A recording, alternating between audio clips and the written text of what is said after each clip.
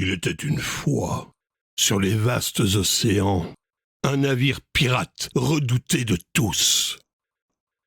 Sous un ciel sombre, il croisa la route d'un paisible navire marchand.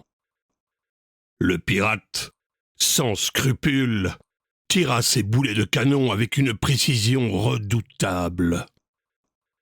Le navire marchand fut partiellement détruit dans une explosion terrifiante.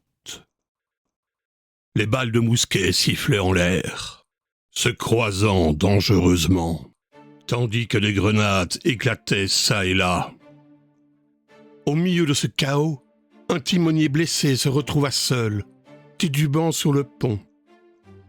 Incapable de tenir la barre, il s'éloigna du gouvernail, laissant le navire tournoyer frénétiquement.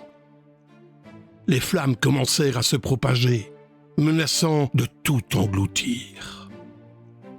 C'est alors que les pirates, impitoyables, sautèrent à l'abordage, menaçant l'équipage du navire marchand de leurs haches et coutelas étincelants. Qui était Edward Teach, alias Barbe Noire? Barbe Noire, de son vrai nom Edward Teach ou Touch, était un pirate anglais célèbre qui a sévi dans les Antilles et sur les côtes est des colonies britanniques en Amérique. Né vers 1680 à Bristol, sa genèse reste floue. Après avoir rejoint l'équipage du pirate Benjamin Hornigold en 1716, Barbe Noire a rapidement pris le commandement de son propre navire, le Queen Anne's Revenge, devenant ainsi un pirate redouté, doté d'une épaisse barbe noire qui lui a valu son surnom. Après quelques succès, dont le blocus du port de Charleston, en Caroline du Sud, durant une semaine, perturbant ainsi le commerce, capturant des navires et exigeant une rançon pour les libérer, marque ainsi le point culminant de sa carrière de pirate. Barbe Noire a échoué son navire près de Beaufort, en Caroline du Nord, avant de reprendre des activités à bord d'un sloop plus léger. Poursuivi par le gouverneur de Virginie, il a été tué en novembre 1718 lors d'une bataille dirigée par le lieutenant Robert Ménard. Barbe Noire était un pirate avisé et calculateur qui privilégiait la discussion plutôt que la force. Contrairement au cliché du pirate brutal, il était respecté par son équipage et ne semble pas avoir fait de mal aux prisonniers.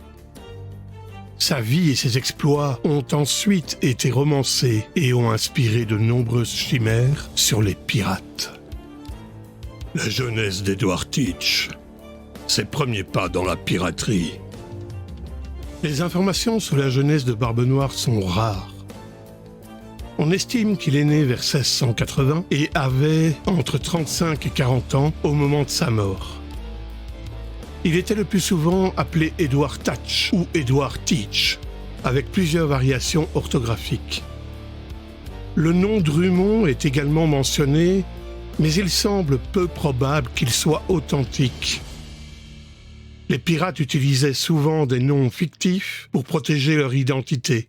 Et il est donc peu probable que le vrai nom de Teach soit jamais découvert.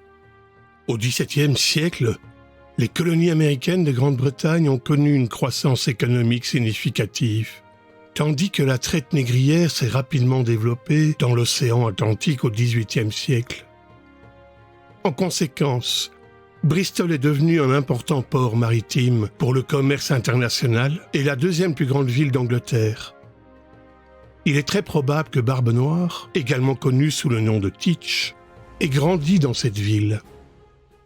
On suppose qu'il savait lire et écrire, car il entretenait des relations avec des commerçants et possédait une lettre adressée par Tobias Knight, juge et secrétaire en chef de la province de Caroline, à sa mort.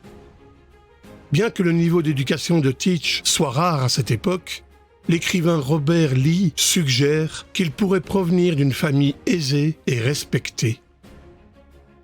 Il est probable que Teach soit arrivé dans les Caraïbes à la fin du XVIIe siècle, sur un navire marchand, potentiellement un navire négrier.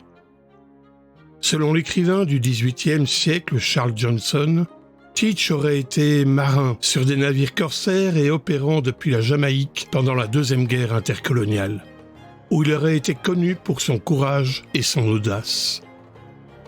Il aurait rejoint la piraterie pendant cette période, mais la date exacte de cette transition reste inconnue, tout comme de nombreux détails de sa vie antérieure. La montée en puissance de Blackbeard, ses exploits et conquêtes.